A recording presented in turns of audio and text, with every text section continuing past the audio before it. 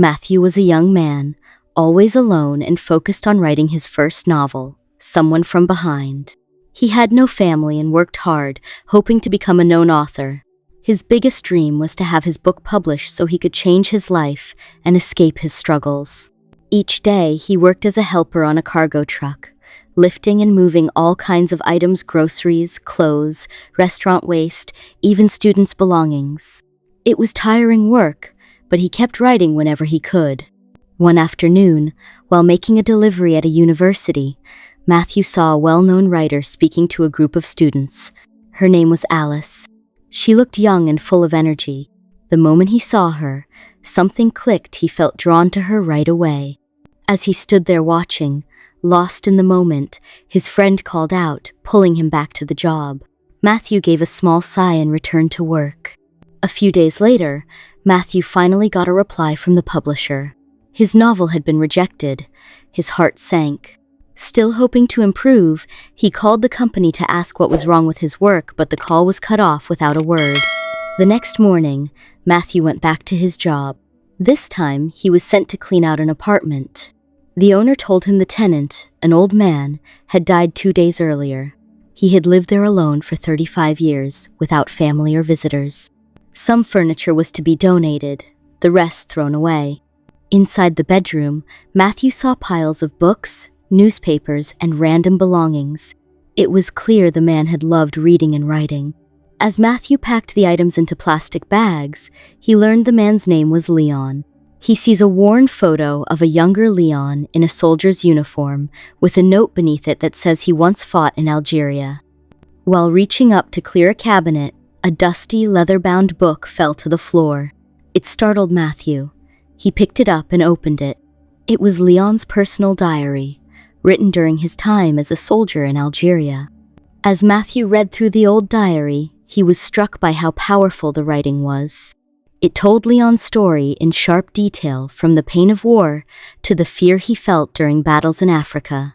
Matthew, who had been struggling to create a story that truly touched people, suddenly had an idea. He would write a novel inspired by the diary. Leon's words spoke of a dark time of skies heavy with smoke, hands stained with guilt, and the deep inner conflict between following orders and doing what felt right. The diary also described the horror of innocent lives caught in war. Matthew worked for days, rewriting Leon's story into fiction. He changed the names and shaped it into a novel. Once finished, only one thing remained: the title. After some thought, he chose a phrase that captured the feeling of the story, Black Sand. The next day, while he was working, Matthew got a call from the publisher. They told him his new novel was impressive and invited him to meet with them. He felt overjoyed. His dream was finally becoming real. But deep down, he knew the story wasn't completely his. To make it feel more like his own work, he carefully wrote down key points from the diary. Then, after memorizing them, he burned the original copy. From that moment on, he told everyone it was a story he had written from his own imagination. Matthew finally met with the publisher, who was excited about the novel. He praised the writing and said the story made readers feel like they were right there on the battlefield. While at the meeting, Matthew noticed Alice. She was there too, reading through a copy of Black Sand. Still drawn to her, he went over to speak. At first, Alice didn't recognize him, but she said the book was far better than she had expected. Just then, a bookstore owner walked by and congratulated Matthew. Hearing his name, Alice suddenly realized who he was, the author of the novel she had just praised.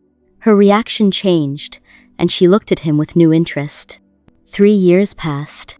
Black Sand became a major success, and Matthew was now a well-known author. He was earning good money and, to his surprise, was now in a relationship with Alice. One day, she invited him to visit her parents, Alan and Helen, who lived in a grand house by the sea. During the visit, Alan proudly showed Matthew a display of rare old weapons from the French royal period. Later, Alice took Matthew on a quiet walk along the shore. She even pointed out a small shed where she used to play as a child. Everything seemed perfect until Matthew got a call from his publisher. They reminded him he had signed a contract to write more books, but 3 years had passed and he hadn't submitted anything. His readers were waiting, but he hadn't written a single new page. Back in his room, Matthew felt stuck and upset. No matter how hard he tried, he couldn't come up with a good story. Deep inside, he feared he just wasn't truly gifted. Things got worse when the publisher stopped sending him royalty payments. According to the contract, he had to write at least 2 books for the payments to continue. But he hadn't written anything new in years. Around that time, a guest arrived at Alice's family home, Stanislas, or Stan for short. He was Helen's godson and carried himself with confidence, even a bit of arrogance. It didn't take long for Matthew to notice that Stan liked Alice and wasn't happy she was with someone else. One afternoon, after a few drinks, Matthew sat alone again, struggling with his writing. Out of desperation, he dug out his old, rejected novel, Someone from Behind. He gave it to Alice, but didn't say it was his own work. Instead, he told her it was a manuscript from a publisher, and he wanted her opinion because he was too busy to read it himself. Later, Stan stopped by for a chat. He spoke proudly of his knowledge of Algeria, saying his father had served there. He admitted he was impressed that Matthew had described the war in Black Sand so vividly, even though he'd never been there. Still, Stan kept pressing with small jabs, trying to shake Matthew's confidence. He even hinted that Alice had very high standards in men, making Matthew feel uneasy. That night, Alice handed back the manuscript and gave her thoughts. She said the writing was dull and hard to finish. In her view, no publisher would ever accept such a weak story. Matthew said nothing, but inside, he was burning with shame and disappointment. A few days later, during breakfast, Matthew got a call from the bank. His credit card was over the limit, and they wanted him to pay right away. Panic filled him. His bank account was empty because the publisher had stopped his royalty payments after he broke the contract. He felt stuck. He didn't think he could write another story like Black Sand. The pressure weighed heavily on him. In desperation, Matthew pretended he had an accident. He told Alice and her family he had been attacked by robbers to hide the real reason, his stress, and the secret pain he was causing himself. Stan seemed to notice something was wrong with Matthew, watching him more closely than before. At the same time, the publisher kept calling, pushing Matthew for the new book. But Matthew had nothing ready, not even a single page. He kept making empty promises. One day, Alice's father gave Matthew a letter. Inside, he found a photo of Leon, the man who had owned the diary Matthew used to write Black Sand. Matthew thought Leon was dead, so the photo surprised him deeply. Sometime later, Matthew went to a bookstore event with Alice where he was signing books. Suddenly, a man came up to him and said he was a friend of Leon. The man accused Matthew of stealing the dead man's diary and using it without permission. The man, named Arnaud, demanded a huge amount of money, 500 million, to keep quiet. He threatened to tell everyone that Black Sand was not really Matthew's story. The next day, Arnaud called again and asked for the money. Matthew said he had no money and needed more time. Then Arnaud said he knew Alice and her family were at home, hinting that he had been watching them. Feeling trapped, Matthew promised to give Arnaud a rare pistol from Elaine's collection instead of money. What Matthew didn't know was that Stan was nearby and overheard everything. That night, Matthew decided to steal the pistol. He wore Elaine's golf glove and broke a window to make it look like a robbery. The next morning, the police finished checking the house. Matthew and Alice suggested adding an alarm to keep the home safe. At the same time, Stan, still suspicious, went to Matthew's room to look around. Alice and her father were walking on the beach, but Matthew stayed behind. In Matthew's room, Stan found a wooden box where the pistol was hidden. Just then, Matthew came in and caught Stan holding the gun.